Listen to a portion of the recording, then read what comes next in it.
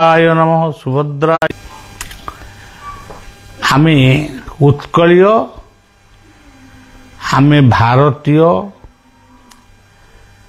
आमे विश्व मानवीय जीवन एक क्षुद्र मानव। आमर इष्ट होचंती विश्ववंद्य जगन्नाथ। आज गोटे एमिटी दिन जगन्नाथ को मानव देवता बोली कहा जाए। प्रकृत में से मानव केवल मानव देवता से नुहंती, से जगतर समस्तंकर देवता। तांको किए मानुची के मानु नहीं से अलग कथा, किंतु आमे तो मानुचे। यही मानवीय कथार गोटे स्पष्ट निदर्शन होउची। आज जगन्नाथ तांकर चारि जुगर बापा मां को श्राद्ध देवे। जगन्नाथंकर वेश होउची आज श्राद्ध वेश। शुक्ल वस्त्र परिधान करी से सत्य जुगर बामन भगवान बापा माँ अदिति आ कश्यप को देवे श्राद्ध। त्रेतया जुगर दशरथ कौशल्या कैकेयी सुमित्रा को श्राद्ध देवे। द्वापर जुगर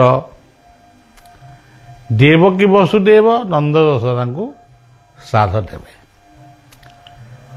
कली जुगर इंद्रदुम्न गुंडीचा मां को देवे। ये कथाटी जिते आमे शुणुचु आम मन भितर आसिला जे आमे भी दबा। तो आज आमर यही पवित्र अनंत तीर्थ रे परिवार तीर्थ अनंत क्षेत्र में आज तीर्थकुंड पाखरे पिंड दिगला। किंतु गोटे ये कथाटा सबु वर्ष पे चलो। किंतु आमर गोटे नुआ कथा आमे केवल ता संगे संजोग कलु। गुंडीचा इंद्रदुम्न को श्राद्ध दवा सहित कलिजुगर प्रेमावतार होचंती गौरांग बाप। तेणु गौरांगंकर निताई गौरांगंकर बापा मां को मध्य सची माता आ गोटे तांको स्वामी तांको मध्य श्राद्ध दिया जिवो। ये होची आजिर गोटे कथा। तेणु आपण माने टिके मन भितरे आमर से मानव देवता जगतर विश्ववंद्य जगन्नाथ को टिके प्रणाम जनातु। एवं जो मनीषी माने बाप मां मरीगला पर भावुचंती सी आउ नाहांती, से कथा न भावंतु। जदि भावी थिबे तांको पुणी थरे मने पकई तांको प्रणाम अर्पण करंतु। ये होची गोटे कथा। आ गोटे कथा होची जिमती आपण माने कार्तिक मासर अमावास्या रे दीपावली उत्सव पालन करती। माँ काली को उद्देश्य रे दीपावली जले। आज होची देव दीपावली। देवता मान को उद्देश्य रे जगन्नाथ क्षेत्र में 22 पावच आज दीप जलिव। ये छोटिया आश्रम टी इथि से कथा को अनुसरण करा जाई आमर 7टी दीप जलिव। अनंतंक पाखरे गोटिए, क्षेत्रेश्वरी ज्योतिप्रभा शारदा पाखरे गोटिए, अनंतंकर अन्य 3 द्वार पूर्व द्वार उत्तर द्वार पश्चिम द्वार 3टी एवं मोर बापा बोंकर समाधि पाखे गोटे रही ଏବଂ ରାମଚଣ୍ଡୀ ଯେଉଁ ଅଛନ୍ତି ରାମଚଣ୍ଡୀଙ୍କ ପାଖରେ ଜଳିବ। 7ଟି ଦୀପ ଦେବତାମାନଙ୍କ ଉଦ୍ଦେଶ୍ୟରେ ଆଜି ପ୍ରଜ୍ୱଳିତ ହେବ ଏବଂ ପୃଥିବୀର ଶାନ୍ତି ପାଇଁ ପ୍ରାର୍ଥନା କରାଯିବ। ଆଜି ହେଉଛି ଏମିତି ଗୋଟେ ଦିନ।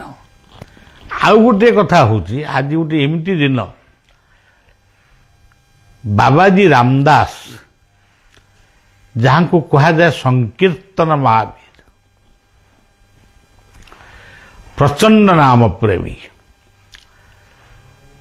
ବଡ଼ ବାବାଜୀ ରାଧାରମଣ ଦେବଙ୍କର ଶିଷ୍ୟ, ମୋର ମାନସ ଗୁରୁ ବାୟା ବାବାଙ୍କର ଗୁରୁ, ଭଜ ନିତାଇ ଗୌର ରାଧେଶ୍ୟାମ ଜପ ହରେ କୃଷ୍ଣ ହରେ ରାମ ନାମର ସେ ହେଉଛନ୍ତି ପ୍ରଚାରକ। ତାଙ୍କର ଆଜି ଜନ୍ମତିଥିରେ ବାବାଜୀ ରାମଦାସଙ୍କ ପାଇଁ ମଧ୍ୟ ଉତ୍ସବ ପାଳିତ ହେଉଛି। ଏସବୁ କଥା ପରେ ଆଉ ଗୋଟେ କଥା ଆପଣମାନଙ୍କୁ ମନେ ପକାଇ ଦେଉଛି, ସାଇରାମଙ୍କର ସତ୍ୟ ସାଇ ତାଙ୍କର ଶତବାର୍ଷିକ ଏ ବର୍ଷ ପାଳନ ହେଉଛି। ବର୍ତ୍ତମାନ ଶତବାର୍ଷିକ ପାଳନ ବିଭିନ୍ନ ସ୍ଥାନରେ ହେଉଛି। ଆଜି ପୁଟପତିକି ପ୍ରଧାନମନ୍ତ୍ରୀ ମଧ୍ୟ ଯାଇଥିଲେ, ଆମେ ଦୂରଦର୍ଶନରେ ଦେଖିଲୁ। ତେଣୁ ଆମେ ତ ସମନ୍ୱୟୀ, ଆମ ଚିନ୍ତାଧାରା ହେଉଛି ଆମେ ସନାତନୀ ସମନ୍ୱୟୀ। ଆଜି ମଧ୍ୟ ସାଇରାମଙ୍କର ଶତବାର୍ଷିକ ଉତ୍ସବ ଉପଲକ୍ଷେ ସାଇରାମଙ୍କ ବିଗ୍ରହ ଅନନ୍ତଙ୍କ ମୂର୍ତ୍ତି ଶ୍ରୀମୂର୍ତ୍ତିଙ୍କ ପାଖରେ ରହିଛି ଏବଂ ଅଭିଷେକ ମଧ୍ୟ ହେଇଛି। ବିଶ୍ୱ ଶାନ୍ତି ପାଇଁ ପ୍ରାର୍ଥନା ଆମେ କରିଛୁ ଏବଂ ସେ ନିଶ୍ଚିତ ଭାବରେ ସେ ପ୍ରାର୍ଥନା ବିଶ୍ୱପତିଙ୍କ ପାଖରେ ପହଞ୍ଚିବ। ଏସବୁ କଥା ଏତେ କଥା କହିବାର ଉଦ୍ଦେଶ୍ୟ ଯେ ଆପଣମାନେ ଯିଏ ବଳିଆକୁ ଅନ୍ତତଃ ଟିକେ ଭଲ ପାଉଛନ୍ତି, ଶିଶୁ ଅନନ୍ତଙ୍କ ପରିବାରରେ ନିଜକୁ ସାମିଲ କରିଛନ୍ତି, କିମ୍ବା ଆପଣ ବିଭିନ୍ନ ଗୁରୁଙ୍କର ଶିଷ୍ୟ ଶିଷ୍ୟା ହେଇଥିବେ, କିନ୍ତୁ ସନାତନୀ ନିଶ୍ଚୟ, ଆପଣ ହିନ୍ଦୁ ନିଶ୍ଚୟ ହେଇଥିବେ। ତେଣୁ ଆପଣମାନେ ବି ଏତିକି ବୁଝିବା ଦରକାର ଯେ ମନ୍ନାଥ ଶ୍ରୀ ଜଗନ୍ନାଥ ମଦ୍ଗୁରୁ ଶ୍ରୀ ଜଗତଗୁରୁ ମଦାତ୍ମା ସର୍ବଭୂତାତ୍ମା ତସ୍ମୈ ଶ୍ରୀ ଗୁରବେ ନମଃ। ଆମ ପରମ୍ପରାକୁ ଆମେ ସମ୍ମାନ ଦେବା। ଏଇ ପବିତ୍ର ପରମ୍ପରାକୁ ଧ୍ୱଂସ କରିବା ପାଇଁ ଅତୀତରେ କେତେ ବର୍ବରମାନେ ଆସିଛନ୍ତି, କେତେ ଜହ୍ଲାଦମାନେ ଆସିଛନ୍ତି ଏ ଧର୍ମକୁ ନଷ୍ଟ କରିବା ପାଇଁ। ଏଭଳି ଘଟିଛି, ଜଗନ୍ନାଥଙ୍କୁ ପୋତି ଦିଆହେଇଛି, ଜଗନ୍ନାଥଙ୍କୁ ଫୋପାଡ଼ି ଦିଆହେଇଛି, ଜଗନ୍ନାଥଙ୍କୁ ନିଆଁରେ ଜାଳି ଦିଆହେଇଛି, ତଥାପି ଜଗନ୍ନାଥ ସଂସ୍କୃତି ବଞ୍ଚିଛି। ଏଭଳି ସମୟ ଆସିଛି, ଦିଲ୍ଲୀ ଠାରୁ ପୁରୀ ପର୍ଯ୍ୟନ୍ତ, ସେ ରାଜାଙ୍କର ନାଁଟି ମୋର ମନେ ପଡ଼ୁନି, ଗାଁ ଗାଁରେ ପଶି ପଶିକିରି ଆସିଲେ, ଗୋଟି ଗୋଟି କରି ଲୋକଙ୍କୁ ହାଣି ହାଣି, ମାନେ ତରବାରରେ ହାଣି ହାଣିକିରି ଆଇଲେ। ମୁଁ ବହୁତ ଦିନ ତଳେ ସେ ବହିଟି ପଢ଼ିଥିଲି। ଗୋଟିଏ ବାଳକ କେବଳ ତାର ଉତ୍ତର ରଖିଥିଲା, ସେଇ ବାଳକଟି କେବଳ ସେ ଗାଁରେ ବଞ୍ଚିଥିଲା। ଗୋଟେ ଛୋଟ ପିଲା, ବୋଲେ 15-17 ବର୍ଷର ପିଲା। ତାଙ୍କୁ ଶୋଷ ହେଉଥିଲା, ତାଙ୍କୁ ସେ ଦହି ପିଇବାକୁ ଦେଇଥିଲା। ଯେ ହିନ୍ଦୁର ଉଦାରତାକୁ ସେ ବୁଝେଇଥିଲା ଯେ ମୁଁ ଯଦି ଆପଣଙ୍କୁ ଶୋଷ ବେଳେ ପାଣି ଟୋପାଏ ଦେଇଛି, ତାହେଲେ ଏଇ ଯେଉଁ ମଣିଷମାନଙ୍କୁ ଆପଣ ହାଣୁଛନ୍ତି, ଏମାନେ ବାପା ମା କହି ମରୁଛନ୍ତି, ଭଗବାନ ଭଗବାନ କହି ମରୁଛନ୍ତି, ଆପଣଙ୍କ କାନରେ କ'ଣ ଟିକେ ସେ କଥା ବାଜୁନି? ତେଣୁ ସଜ୍ଜନ, ଆମେ ସନାତନୀ, ଆମେ ସମନ୍ୱୟୀ, ଆମେ ଉଦାରୀ, ଆମେ ପ୍ରେମ କ'ଣ ଜାଣିଛୁ,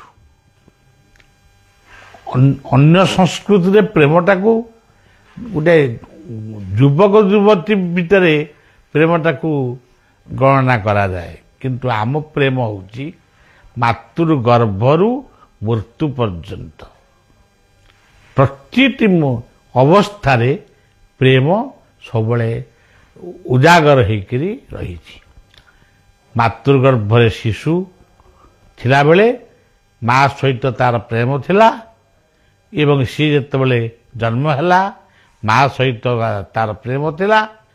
ତେଣୁ ପ୍ରେମ ଭଳି ଏକ ପବିତ୍ର ଶବ୍ଦକୁ ଆଜି ଅନ୍ୟମାନେ ବିକୃତ କରୁଥିବା ବେଳେ ଆମର ଏଇ ଯେଉଁ ଶ୍ରାଦ୍ଧ, ପିଣ୍ଡଦାନ, ତୁଳସୀ ପୂଜନ, ସୂର୍ଯ୍ୟ ନମସ୍କାର, ମାଣବସା, ଲକ୍ଷ୍ମୀ ପୂଜା, ବିଭିନ୍ନ ବ୍ରତ ଉପାସନା କରିବା, ଇଏ ସବୁ ହେଉଛି ଆମ ସଂସ୍କୃତିର ମାନେ ମହାନ କାର୍ଯ୍ୟ। ଏହା ବିଜ୍ଞାନ ସମ୍ମତ ମଧ୍ୟ। ତେଣୁ ସେଇ ଦୃଷ୍ଟିରୁ ଆପଣମାନେ ନିଜ ନିଜ ଘରେ ସେଇ ଆପଣଙ୍କ ଇଷ୍ଟଙ୍କୁ ସ୍ମରଣ କରି ଦୀପଟିଏ ପ୍ରଦାନ କରିବେ ଏବଂ ଶ୍ରାଦ୍ଧାଦି ବ୍ରତରେ ଏହାକୁ ପାଳନ ନିଶ୍ଚୟ କରିବେ। ଏତିକି କହି ମୋର କଥାକୁ ବିଶ୍ରାମ ଦେଉଛି। ଜୟ ଜଗନ୍ନାଥ, ଜୟ ବଳଦେବ, ଜୟ ସୁଭଦ୍ରା, ମା ସୁଭଦ୍ରା, ଜୟ ସୁଦର୍ଶନ, ଜୟ ଶିଶୁ ଅନନ୍ତ, ଜୟ ଗୁରୁ।